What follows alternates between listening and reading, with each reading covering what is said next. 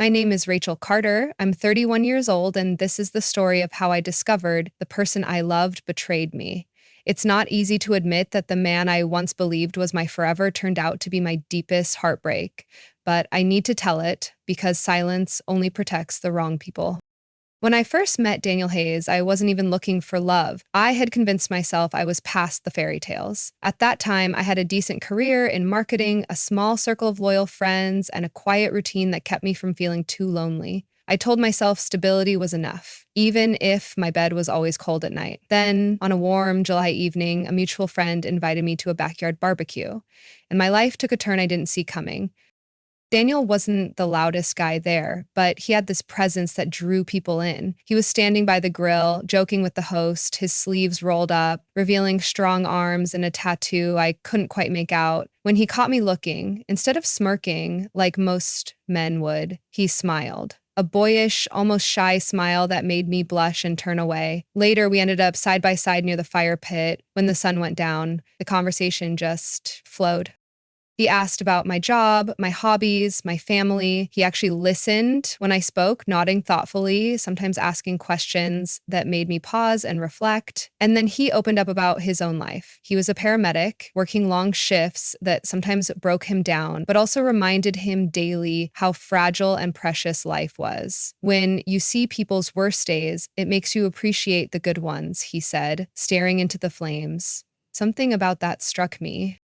We talked until most of the guests had left. Before I got into my car, he asked for my number. His exact words were, "I don't want this to be the only time we talk." I smiled, gave him my number, and for the first time in years, I drove home with butterflies in my stomach. The days after that, he wasted no time. He texted the next morning, "Did you get home safe? I can't stop thinking about our conversation." That turned into calls, then dinner dates. He wasn't flashy or pushy. Instead, he showed up in small, thoughtful ways. Once, when I mentioned I had a huge presentation coming up, he sent me flowers with a note that said, "You got this, Rachel. Knock their socks off." Another time, he left a coffee on my porch before an early meeting, exactly how I liked it: 2 sugars and a splash of oat milk. It wasn't long before he became part of my everyday. Friday night dinners, Saturday hikes, lazy Sunday mornings. He made me laugh until my cheeks hurt. He made me feel safe in a way I hadn't felt since I was a little girl. My friends adored him. My mom, who was never impressed by anyone I dated, told me after meeting him, "This one feels steady. He looks at you like you're home." I clung to that sentence because it was true. He did. A year later, we moved in together. We found a small townhouse on the edge of the city. It wasn't perfect. The dishwasher rattled and the bathroom sink leaked, but we made it ours. We painted the bedroom a soft olive green. We bought mismatched furniture from secondhand shops. And one Saturday morning, Daniel surprised me by bringing home a golden retriever puppy we named Max. That puppy destroyed 3 pairs of shoes and chewed through half the living room rug. But when he curled up between us on the couch, I felt like we were a little family. Those were golden days. Daniel would come home after a grueling shift, collapse onto the couch, and tell me about the lives he had helped save, or sometimes about the ones he couldn't. I would hold him, run my fingers through his hair, and remind him that even showing up mattered. In turn, he grounded me when my job stressed me out, when campaigns failed or clients were impossible. He had this way of making me feel like I wasn't alone in anything. He didn't just talk about the future, he planned it with me. On late night drives, he'd talk about marriage, kids, maybe buying a house in a quieter neighborhood once we were ready. "I want to grow old with you, Rachel," he whispered one night as we lay in bed, Max snoring at our feet. My chest ached with love in that moment. I thought I'd finally found what everyone else always seemed to have: a forever partner. The truth is, Daniel made promises easily. "I'll always come home to you," he'd say when I worried about his long shifts. "You'll never feel alone again. You're the best thing that's ever happened to me." Words that nestled deep in my heart, words I believed. But perfection never lasts, does it? The first cracks were easy to ignore. He started canceling dinners, saying emergencies had come up at work. His phone, once casually left on the table, was now glued to his hand or tucked into his pocket. I noticed him being less present, his eyes sometimes distant when we talked. Once, when I reached for his phone to silence an alarm, he snatched it up quicker than I'd ever seen him move. "Just work stuff," he said, with a laugh that felt a little too forced. I told myself not to overthink it. His job was intense. Stress could explain a lot. And yet, something in my gut tightened. The warmth that once flowed so freely between us sometimes flickered like a light bulb about to burn out. I told myself it was just the reality of long-term relationships, that maybe we were just settling into a routine. After all, no couple stays in the honeymoon phase forever, right? I clung to the good moments to quiet my doubts, like the nights he cooked dinner after a brutal day, insisting I put my feet up, or the way he kissed me goodbye in the mornings, lingering just long enough to make me feel cherished, or how he laughed when Max barreled into him at the door, shouting, "Who's a good boy?" in a voice that melted me every time. But in the back of my mind, a small, trembling voice whispered, "Something isn't right." I ignored it. I wanted so badly to believe in us, to believe in him, because love, I thought, meant giving the benefit of the doubt. It meant trust. What I didn't know then was that trust can be the very thing someone uses to destroy you. Looking back now, the signs were all there. The late nights, the sudden defensiveness, the way he seemed to have more work obligations than ever. But I buried my unease under love and loyalty, convinced that doubt made me the weak one. I thought we were unshakable. I thought he was mine. But I was wrong. So painfully wrong. Because the truth was already creeping into the edges of my perfect life. And once it finally revealed itself, it shattered everything.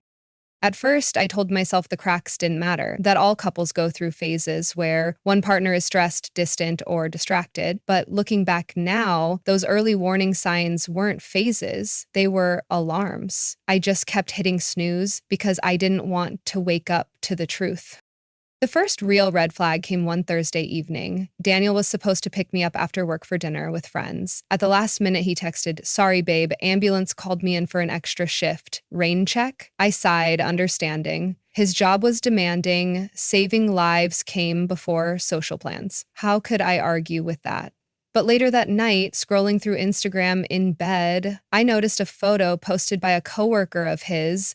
It was a group shot of several paramedics at a bar, still in uniform, beers raised, smiles wide, and there was Daniel, front and center. No ambulance, no extra shift, just another lie, hidden behind the noble excuse of work. I confronted him the next day, my voice hesitant. "Dan, why did you say you had an extra shift last night? I saw that picture."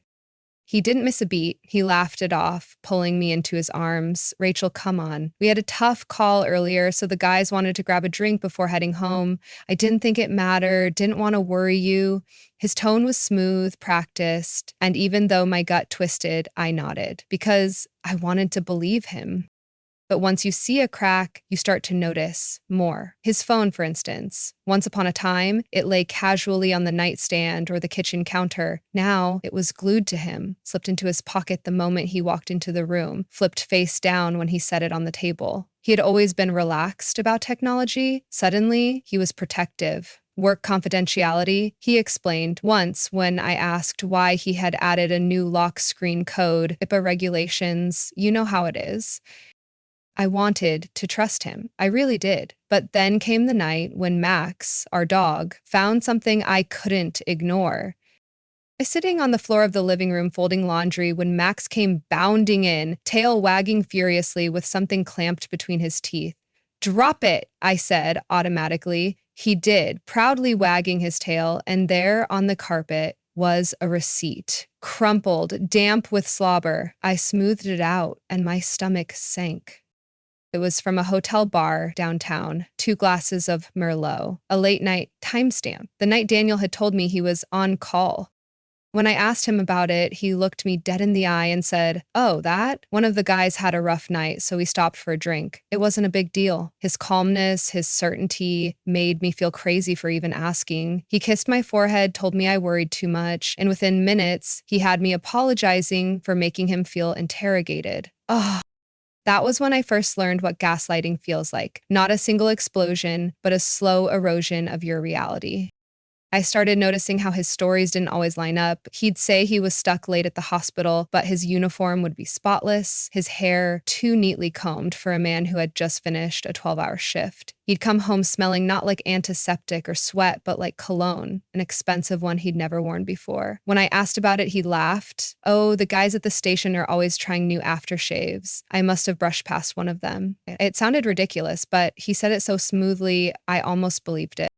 Then there was the night Lena, my best friend, called me after seeing Daniel downtown. Rach, I thought you said Dan was on a double shift, she asked carefully. My heart stuttered. He is... why? A pause. Then Lena's voice lowered. Because I just saw him outside a restaurant, he wasn't in uniform, and he wasn't alone.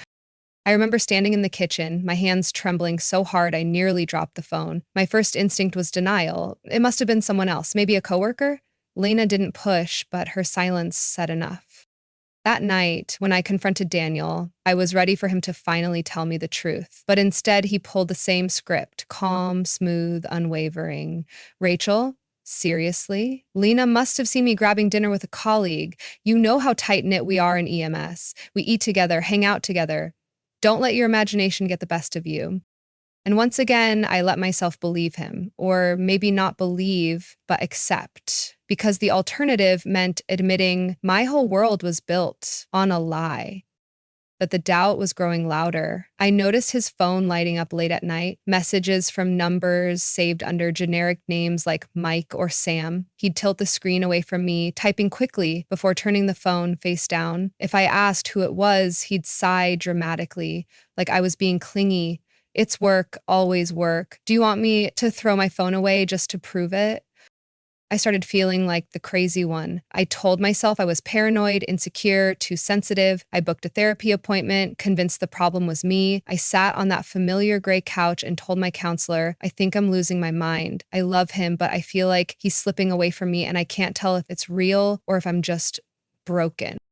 My counselor tilted her head, her voice soft but firm. Rachel, let me ask you this. Does your body feel calm when you're with him or tense? I thought about it, and for the first time, I admitted it out loud. Tense, always tense, now. She nodded. Your body knows when something is wrong, even if your mind doesn't want to see it. That night, lying beside Daniel while he scrolled on his phone in the dark, I listened to the sound of his fingers tapping the screen and felt that tension coil inside me like a fist. Max was curled at my feet, breathing softly, and I remember thinking how much safer I felt with my dog than with the man lying next to me. The cracks were widening, and I could no longer patch them with excuses. Something was happening, something was wrong, and though Daniel kept insisting I was imagining things, I knew, deep down, that the truth was coming for me. I just wasn't ready for how devastating it would be when it finally arrived. I wish I could say the truth arrived like a lightning strike, clean and undeniable. It didn't. It crept in, quiet, methodical, until the day it finally stopped pretending to be anything else. It started with Daniel's car. He'd tossed me his keys on a Saturday morning because my tire was low and his pump was in the trunk. I'll Uber to the station, he said, quick kiss on my cheek. We're slammed today, double shift, might crash at the station if it runs late. I believed him, or I'd tried to. I took the car to the gas station, filled the tire, grabbed a coffee, and when I got back in, Apple CarPlay lit up the screen. A map blinked to life with recent destinations. Home, work, grocery, and then one I didn't recognize, Riverside Hotel Lounge.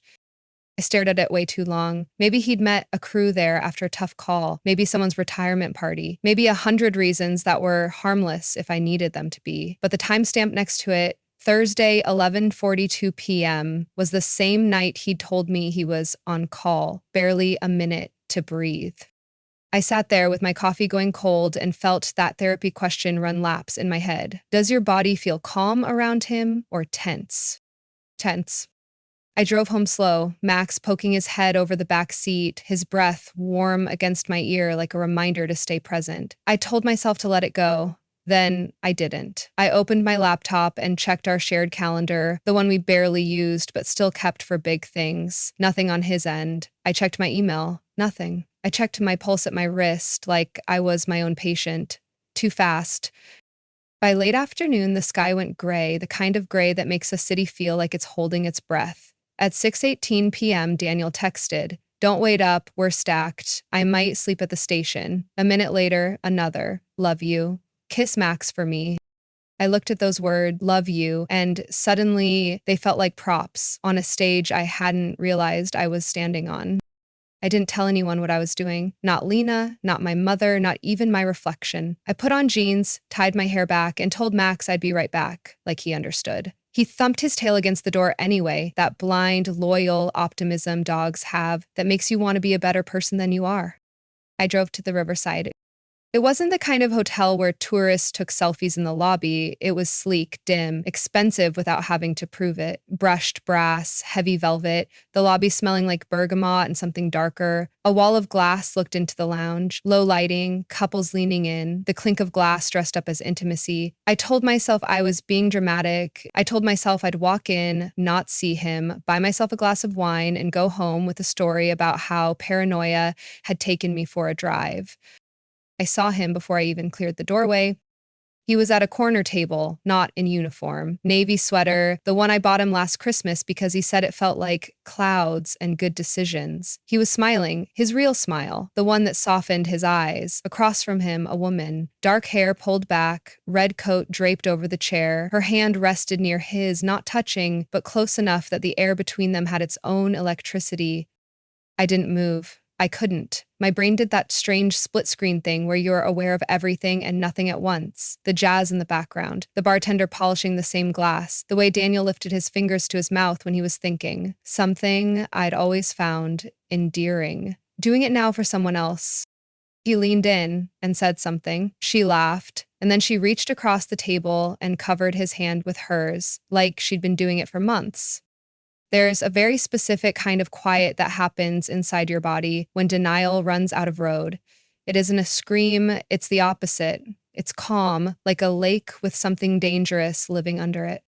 I stepped back behind one of the massive lobby pillars and pressed my spine to the cool stone. I don't know how long I stood there. Long enough for my palms to stop sweating and start freezing. Long enough to hear a part of myself whisper, "You came for the truth, don't look away now."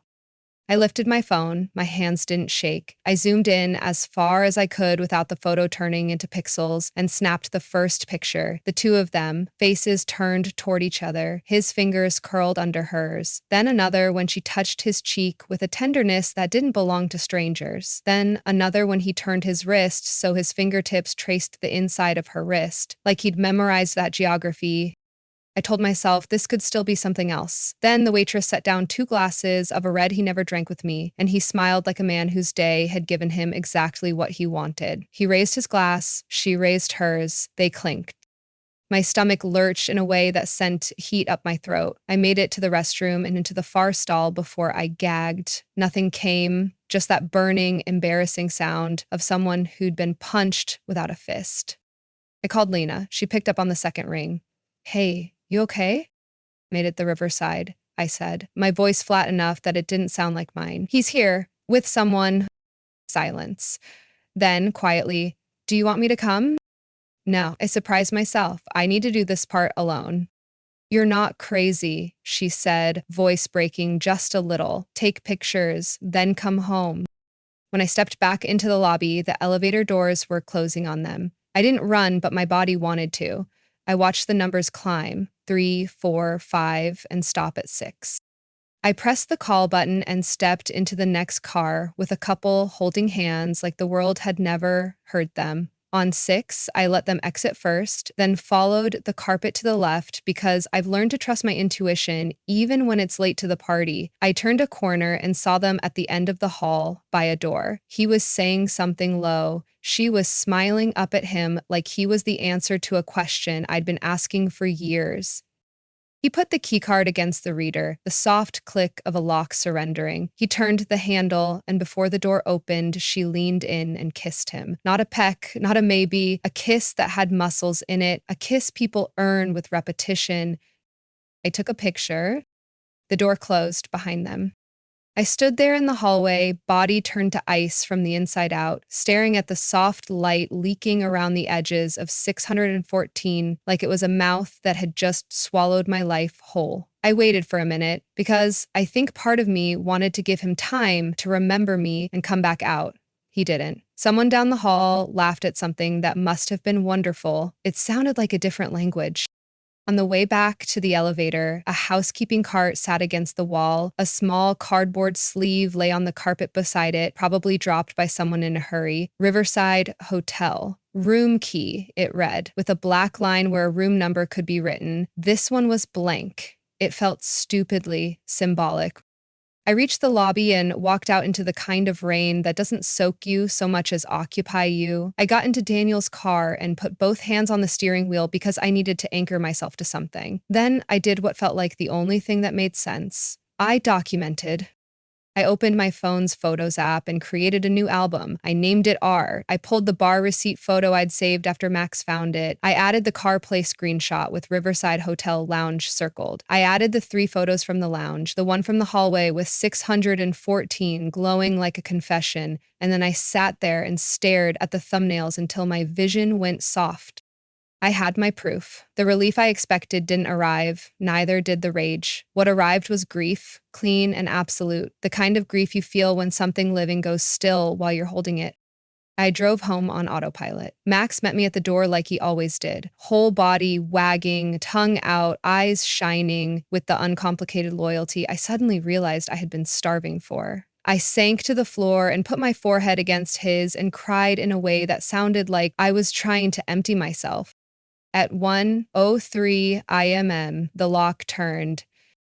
Daniel came in smelling like rain and a cologne I didn't recognize, something leathery and sweet. He looked tired, theatrical, tired, like a man who wants points for showing up. Max ran to him, traitorously joyful, and Daniel scratched behind his ears the exact way I did, the exact way he always had.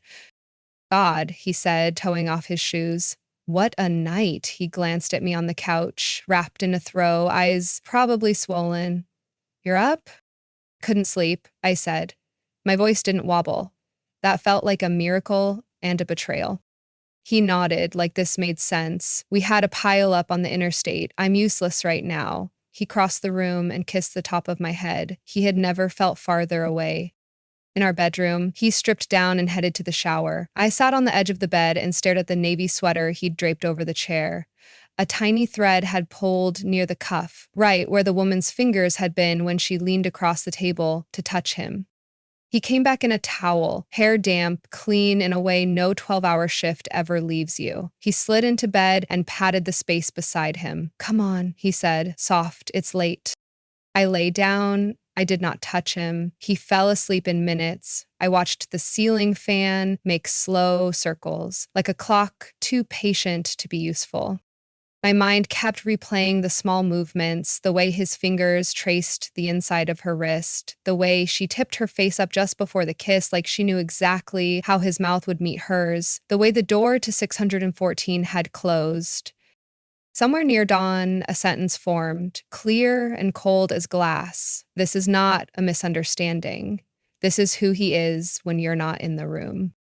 When the sun finally pushed a weak light through the blinds, Daniel rolled toward me and tucked his arm around my waist. Love you, he mumbled into my shoulder, words warm and heavy. I stared at the window and thought, I have the proof I came for. And then, now what? I didn't know the answer. I only knew that the version of my life where I was guessing was over. The shock had done its work. It had stripped the story down to its bones. What I did next would decide whether I disappeared under the weight of his lies, or whether I learned to stand up in the wreckage and start building something that could finally hold my whole weight. The first time you see undeniable proof, you think the worst is over, that the discovery itself is the peak of the pain. But I learned quickly, catching them was only the beginning. What came next was more humiliating, more brazen, more unbearable than I ever imagined. After that night at the riverside, after I saw Daniel walk into room 614 with her, I expected him to at least try to hide it better. Maybe guilt would make him careful, maybe shame would keep him cautious. Instead, it was the opposite. Once he knew I suspected, he shifted tactics. He didn't stop, He just got bolder. It started subtly, the way most poisons do. A missed call he didn't return, a shirt that smelled like perfume, too floral to be mine. The way his eyes darted to the corner of the room whenever his phone buzzed, as if someone else's presence lived there with us. And every time I caught him in a lie, he twisted it back on me. You're paranoid, Rachel. You don't know how stressful my job is. If you keep accusing me, maybe I won't even want to come home anymore. That last line stung so badly I almost believed I was the one breaking us. The real escalation happened one Friday night when Lena convinced me to join her at a new wine bar. I wasn't in the mood to go out, but she insisted. "You've been isolating," she said, tugging me by the arm. "You need to remember there's a world outside of him." We were halfway through our second glass when I saw him, Daniel, standing at the bar with her, the same woman from Riverside, this time without shadows or secrecy to protect them. Her hand rested on his arm, her head tilted back in laughter, while he leaned down close to her ear. He looked happy, carefree, like the man I used to know. Only this time, it wasn't me making him laugh. Lena froze beside me. "Rachel," she whispered. "See it," I said, my voice hollow. My chest felt tight, my skin too small for my body. For a second, I wanted to storm across the room, to scream, to demand answers. But I didn't. Because in that moment, I realized answers were useless. What could he possibly say that would change the truth of what I was seeing? He saw me before I could look away. For a moment, his face went slack with shock. Then, unbelievably, he smiled, nervous, forced, and waved me over like this was normal, like he could fold me neatly into the lie if he just acted casual enough. I didn't move. I stood frozen as Lena whispered, "We should go." But I couldn't, not yet, because what happened next was the final knife twist.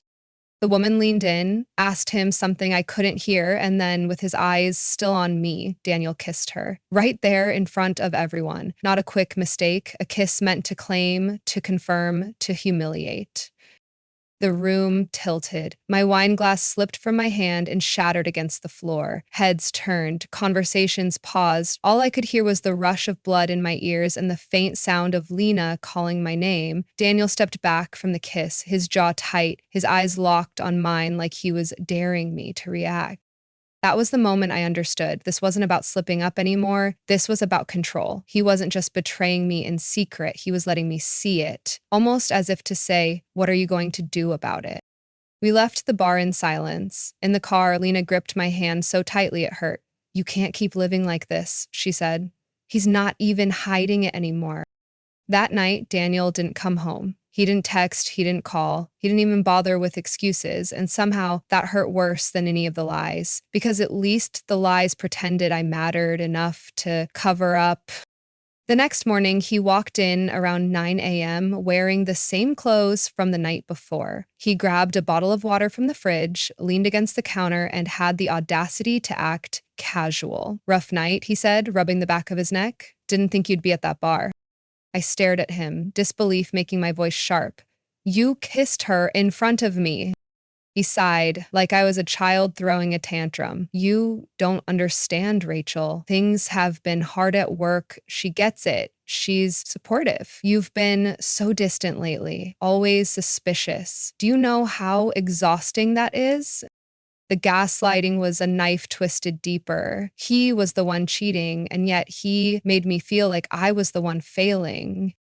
For days afterward, I moved through our house like a ghost. Max trailed after me, sensing the tension, his warm head resting on my lap when I cried silently into my hands. I didn't tell my mother. I didn't tell my coworkers. Only Lena knew, and she kept reminding me, "You are not crazy. You are not the problem." But in the middle of the night, lying next to Daniel while he scrolled through his phone, chuckling at messages I wasn't allowed to see, I started to believe I was. I started to wonder if maybe this was what love really looked like. Sacrificing, forgiving, swallowing your pain so the person you loved could be happy. The escalation wasn't just in his actions, it was in the way he trained me to doubt myself, to accept less and less until I was clinging to scraps and calling it love. What I didn't know then was that I hadn't even reached the bottom yet. That was still coming, and it would break me in ways I didn't think I could survive. I used to think heartbreak was a sharp pain, like a knife wound, clean, immediate, something you could at least identify, even if it left a scar. But what Daniel did to me wasn't sharp. It was a slow bleed, a quiet, suffocating kind of pain that seeped into everything until I couldn't tell where his betrayal ended and my own self-doubt began. After the night at the wine bar, when he kissed her in front of me, something inside me cracked. I didn't scream. I didn't throw his things out the window. I didn't even pack a bag. Instead, I shut down. It was like my body went into survival mode, as though admitting the full truth would collapse me completely. The days blurred together. I went to work, nodded at meetings, answered emails, but I was barely there. At night, I lay in bed beside Daniel while he slept soundly, his phone face down on the nightstand, and I stared at the ceiling until dawn. I felt like a stranger in my own home. He stopped pretending after that. No more elaborate lies about double shifts or late night emergencies. Now, he just disappeared when he wanted. Sometimes he didn't even bother to tell me. Once, he left on a Friday morning and didn't come back until Sunday evening. When he finally walked through the door, I asked, voice trembling, "Where were you?" He looked at me like the question was beneath him. "With friends." "What friends?" I pressed, desperate, needing something to hold on to. He smirked. "People who don't interrogate me every time I step outside." That was the moment I realized he enjoyed it. The power, the control, the way I twisted myself into knots trying to make sense of his chaos. It wasn't just the cheating anymore. It was the humiliation. Lena came over one night after I ignored her calls. She found me curled up on the bathroom floor, my face swollen from crying, Max lying protectively across my legs. She knelt beside me, her voice sharp with anger and soft with love all at once. "Rachel, you can't keep doing this. He's breaking you." I shook my head, the words tumbling out like a confession. "I don't even know who I am anymore. I love him, Lena. I hate him. I can't breathe without him, but he's killing me." She pulled me into her arms, and I sobbed until I was empty. When I finally pulled back, she looked me in the eye and said, "You're not weak. You're traumatized. There's a difference." But I didn't feel strong enough to leave, not yet.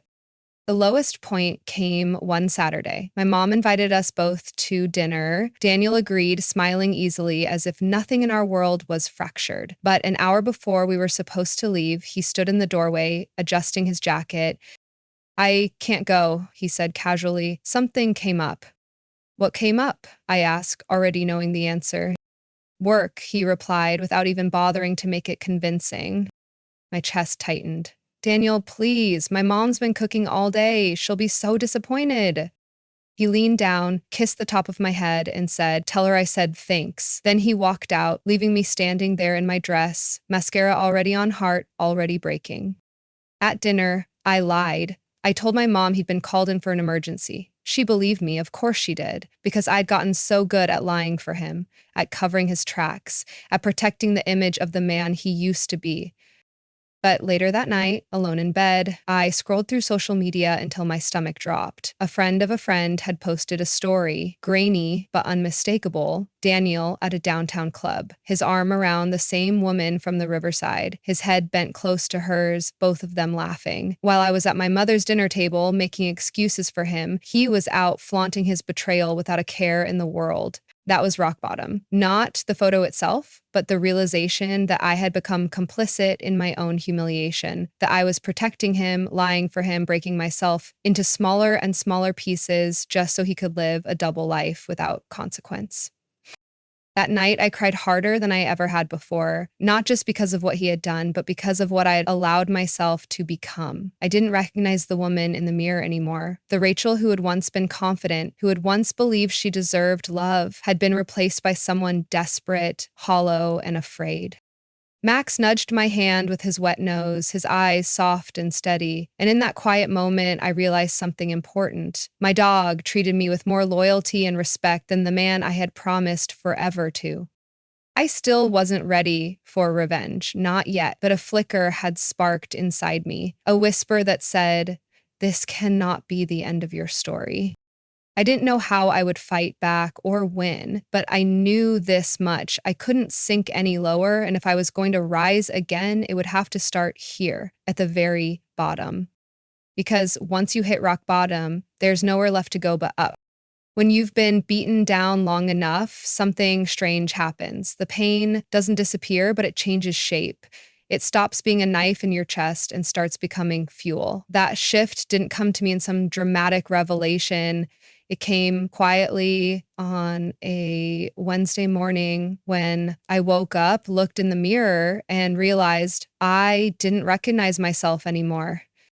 I had dark circles under my eyes from weeks of sleepless nights. My hair was a mess, my shoulders slumped forward, my face hollow. For the first time, I thought, if I keep living like this, he wins. And for once, the thought of him winning made me angrier than the thought of losing him. That same week, Lena came over with 2 cups of coffee and her fierce, no nonsense expression. She sat across from me at the kitchen table, pushed 1 cup into my hands, and said, "Rachel, enough is enough. You can't keep giving him the power to destroy you." I wanted to protest, to tell her it wasn't that simple, but instead I just whispered, "I don't know how to stop."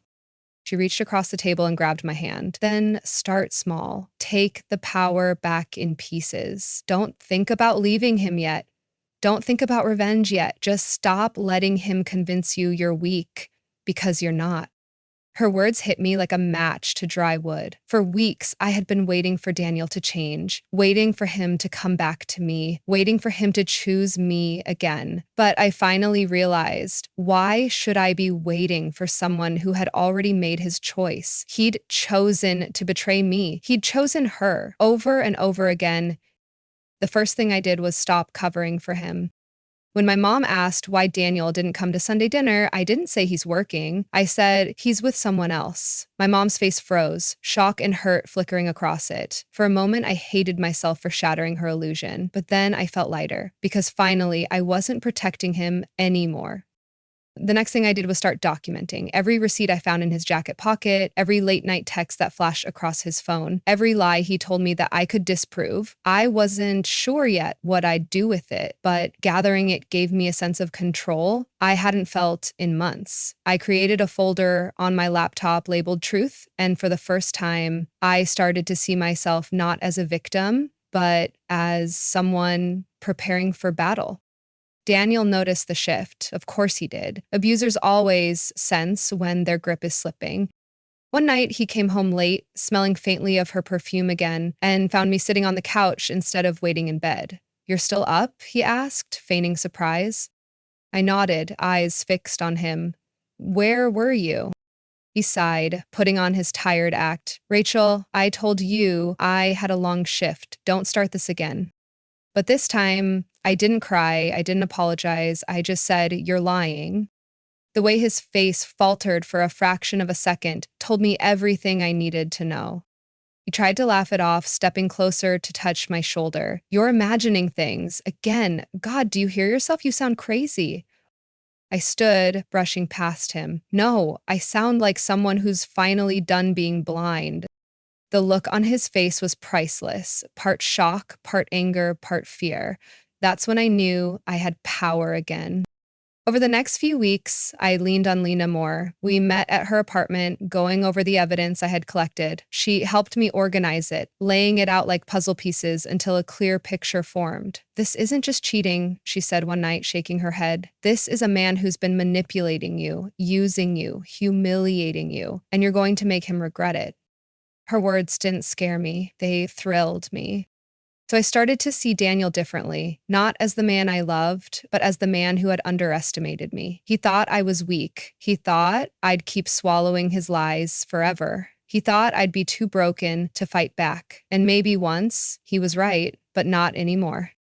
One evening, I stood in our bedroom, staring at the photo of us framed on the dresser, me leaning into him, both of us smiling, Max curled at our feet. For the first time, I didn't feel longing or sadness when I looked at it. I felt anger, determination. That picture was a lie, and I was done living inside it. That night, I opened my laptop and began drafting a plan. Nothing elaborate yet, just bullet points. Collect proof, find allies, time it right. The details would come later, but the intent was there. When Daniel kissed me goodnight, murmuring, "Love you," against my hair, I kept my eyes open and whispered back, "I know." But inside, I was already plotting his downfall. The turning point wasn't a dramatic confrontation. It wasn't a screaming match or a door slammed in his face. It was quieter than that. It was me choosing myself for the first time in months. It was me realizing that I didn't need him to validate my worth. He had taken so much from me, but he had also given me something without realizing it, the fire to fight back. And fight back I would. I wasn't ready to unleash my revenge yet, but the decision had been made. The next phase of this story wouldn't be about my pain, it would be about his. The decision to fight back was like flipping a hidden switch inside me. Once it clicked, everything looked different. The townhouse wasn't just a home anymore, it was a crime scene. Every receipt left in a pocket, every half-truth mumbled in the kitchen, every late-night text flashing across his screen. They weren't just reminders of my pain, they were evidence, ammunition, pieces of a puzzle that once completed would leave Daniel Hayes with nothing to hide behind. I became deliberate, patient, quiet. He thought I was still the same Rachel, fragile and passive, barely holding myself together. He didn't notice that the tears had stopped. He didn't notice that I no longer argued when he said he was going out. He didn't notice that I had stopped asking questions. He mistook my silence for surrender, not strategy. The first step was gathering proof. I had already started, but now I treated it like a second job. Every time he worked late, I checked the location history on his car's navigation system when he wasn't looking. Riverside Hotel came up so often it might as well have been a second address. Screenshots, receipts, Instagram posts. It all went into the folder I had labeled Truth. I even bought a small external hard drive and copied everything over just in case he somehow found my laptop. The second step was watching, observing. I began to notice his patterns, what nights he disappeared, what excuses he used, how his lies shifted depending on my reaction. He'd gotten lazy with his deception, but I didn't call him out anymore. I smiled, kissed his cheek, told him to be safe, all while mentally marking down every inconsistency like I was logging data for an experiment.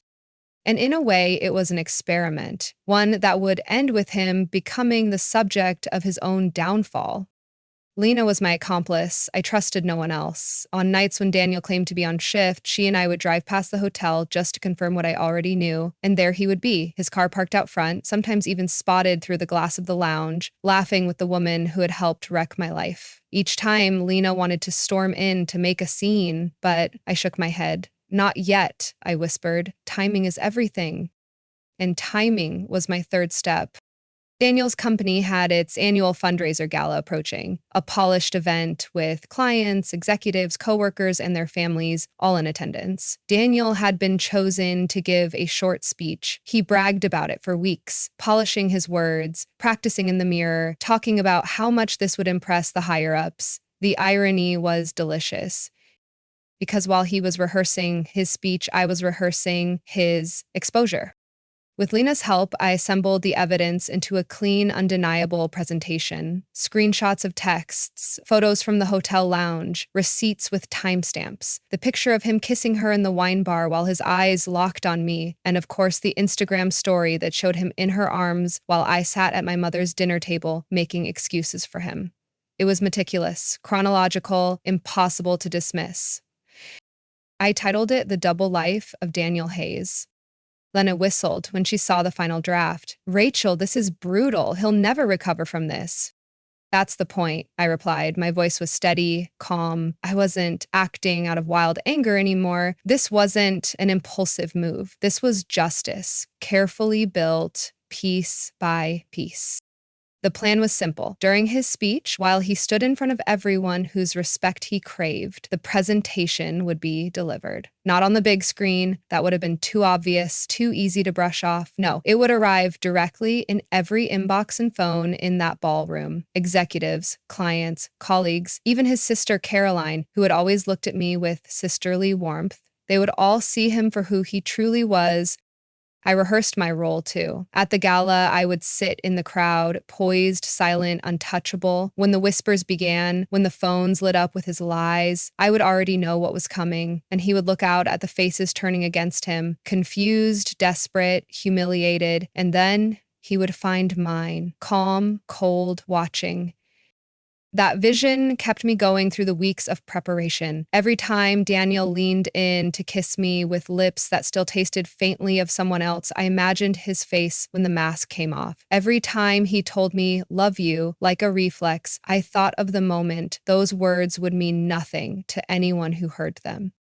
But even as I prepared, a small part of me wrestled with doubt. Could I really do this? Could I really burn him down so completely? I thought about the good memories, the fire pit conversations, the way he once held me after a bad day. But then I remembered the way he kissed her in front of me at the bar, daring me to react. I remembered the look in his eyes that night, not of guilt, but of power. That was the moment he'd stopped being the man I loved. That was the moment he became my enemy.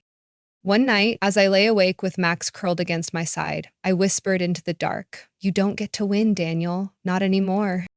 And in the silence that followed, I felt something I hadn't felt in months. Control. The pieces were in place, the stage was set. The only thing left was to wait for the night of the gala. And when it came, Daniel Hayes would finally learn what it felt like to be stripped bare in front of everyone he had ever fooled. The night of the gala arrived with the kind of glamour Daniel had always thrived in. The ballroom shimmered with chandeliers, glasses of champagne clinked in every corner, and waiters moved gracefully through the crowd carrying trays of hors d'oeuvres. Everyone looked polished, perfectly in place, everyone except me. I didn't wear the soft, understated dresses Daniel used to pick out for me. I wore black, sleek, sharp, commanding, a dress that made me feel untouchable. My hair was swept back, my makeup bold. When I stepped into that ballroom, heads turned. For the first time in months, I wasn't Rachel, the quiet, broken girlfriend holding on to scraps of love. I was Rachel Carter, a woman with power in her hands. Daniel was in his element, smiling, shaking hands, laughing just a little too loudly at every joke. He looked like the man I once fell in love with, charming, magnetic, confident. But all I could see was the shadow underneath, the man who had lied to my face night after night. "Are you ready?" Lena whispered as she squeezed my arm. She had slipped in beside me, disguised in a champagne-colored dress that blended perfectly into the crowd. Only I knew she carried the trigger for everything we'd prepared. I gave a small nod, my eyes fixed on Daniel as he took the stage. The host introduced him with praise, calling him one of the company's brightest rising stars. Applause erupted. Daniel stepped forward, straightening his tie, his posture perfect. He smiled at the audience with practiced ease and began his speech. "Good evening, everyone. It's truly an honor to be here tonight." His voice carried through the room, smooth and confident, but all I heard was a hollow echo. The same voice that had once whispered promises in the dark, the same voice that had told me, "You're imagining things," when I questioned his lies. I glanced at Lena. Her thumb hovered over her phone screen. One push, and everything would unravel. "Wait," I whispered, "not yet." Because I wanted him to taste it first. I wanted him to feel safe, invincible, adored, right up until the second his empire crumbled. He spoke about loyalty, about teamwork, about commitment to excellence. The irony was a blade twisting in my chest, and then right as he paused to sip water, I leaned slightly toward Lena. Now, her thumb pressed down. "At first, nothing seemed different," Daniel continued, unaware, but then I saw it. The first flicker of confusion on a woman's face as her phone lit up. Then another. A man scrolled quickly, his expression hardening. One by one, heads began to lower to glowing screens, then snap back up with looks of shock, disgust, and disbelief. The presentation, the double life of Daniel Hayes, was hitting every inbox, every phone in the room, screenshots, photos, receipts, his lies laid bare in brutal clarity. Daniel noticed the shift. His voice faltered. As I was saying, we must," he trailed off, glancing at the audience. The room buzzed with murmurs. Phones were being passed around, people showing each other the images, the texts. Gasps rippled like waves across the ballroom. I sat perfectly still, champagne glass in hand, watching. Daniel! Caroline's voice rang out. His sister had stood up, her phone clutched in her hand, her face pale. What the hell is this? The microphone picked it up, echoing through the room. Every eye snapped back to him. Daniel stammered, his face draining of color. That's not, it's fake. It's taken out of context. But he was already drowning. The evidence was undeniable. The photos of him kissing her, the hotel receipts timestamped against his late shifts, the text about how I was too boring to notice, his own words staring back at him from every screen in the room. The executives whispered among themselves, their expressions thunderous. A client shook his head and turned away. A colleague muttered, "Disgusting." And then the final slide appeared, the Instagram story of him wrapped around her, posted the same night I sat at my mother's table making excuses for him. Across the top of the image, Lena had written in bold letters, while his girlfriend waited at home. The silence that followed was suffocating. Daniel's face twisted between rage and panic. He slammed a hand on the podium, his voice desperate. "This is an attack. Someone's out to ruin me. Don't believe this garbage." But no one was listening. His mask was gone, and everyone could see him for who he really was. I stood then, slowly, deliberately. My heels clicked against the marble floor as I walked toward the exit, and just as I reached the door, I turned back. Our eyes met across the ballroom. His were wide, wild, pleading. Mine were calm, cold, final. I lifted my glass slightly, as though toasting him, then set it down on the nearest table, and I walked out. Behind me, the ballroom erupted. Whispers, accusations, gasps. Daniel Hayes, the man who thought he could play me like a fool, had been exposed in front of everyone he valued. His career, his reputation, his carefully built image. It all crumbled in less than 5 minutes. And I hadn't raised my voice once. The morning after the gala, I woke up to silence. Not the kind that aches with loneliness, but the kind that feels like a deep breath after months of suffocating. For the first time in what felt like forever, I wasn't waiting for a text that never came or an apology that always came too late. The weight on my chest, the one I had carried since the first red flags, was gone. My phone buzzed relentlessly on the nightstand, but I didn't rush to check it. I already knew what it would be. Messages from people who had seen Daniel's fall in real time. News traveled fast. Clips of the moment Caroline confronted him were already spreading online, recorded by someone in the crowd. Daniel Hayes had been reduced to a headline, a cautionary tale. By midday, it was official. He had been placed on leave pending investigation. His spotless image was in shambles, his name dragged across every platform, and Caroline, she had called me herself that morning, her voice shaking, apologizing for not believing me sooner. For the first time, she saw what I had endured, and she thanked me for opening her eyes. But revenge wasn't the end of my story, it was just the turning point. Because after the storm came the quiet work, the rebuilding. I deleted Daniel's number. I cleared out the photos we'd taken together, the trinkets he had given me that once carried false promises. I boxed them up, not to burn in some dramatic act, but to remove them from my life with finality. They no longer deserved space in my home or in my heart. Lena and I sat on my couch that evening, sipping tea instead of champagne. "You know," she said, "you don't have to be defined by what he did. You were strong before him, and you'll be stronger after." Her words stayed with me. For so long, I thought Daniel had stolen my strength, my confidence, my ability to trust myself. But the truth was, I had been the one who gathered the evidence. I had been the one who faced him head on. I had been the one to decide enough was enough. Yes, Daniel's betrayal had broken me, but I had built myself back piece by piece. I started running again, something I had stopped doing when he made me feel guilty for taking time for myself. I reconnected with old friends I had drifted away from, once he had subtly discouraged me from seeing. I filled my journal with plans, not fears. Weeks passed, and every headline about him became smaller, buried under fresher scandals and the relentless churn of news. But I didn't need to follow his downfall anymore. The real victory wasn't in watching him lose everything. It was in reclaiming myself. One evening, I walked past the cafe where Daniel and I had first met. I didn't flinch. I didn't ache. I simply smiled at the memory of who I was back then, hopeful, open hearted, naive. And then I smiled even wider because I knew I wasn't that same woman anymore. I was Rachel Carter, and my story didn't end with betrayal. It began again with freedom. And if you're listening to this, wondering if you'll ever get out of the cycle, let me tell you this. You will. The strength you need might come from places you never expected, your best friend's hand on your shoulder, a stranger's kind word, or simply that one night you decide you've had enough. You don't have to stay broken. You don't have to stay silent. Justice doesn't always come in courtrooms or headlines. Sometimes it comes in the quiet decision to choose yourself over the person who tried to destroy you. And that's exactly what I did.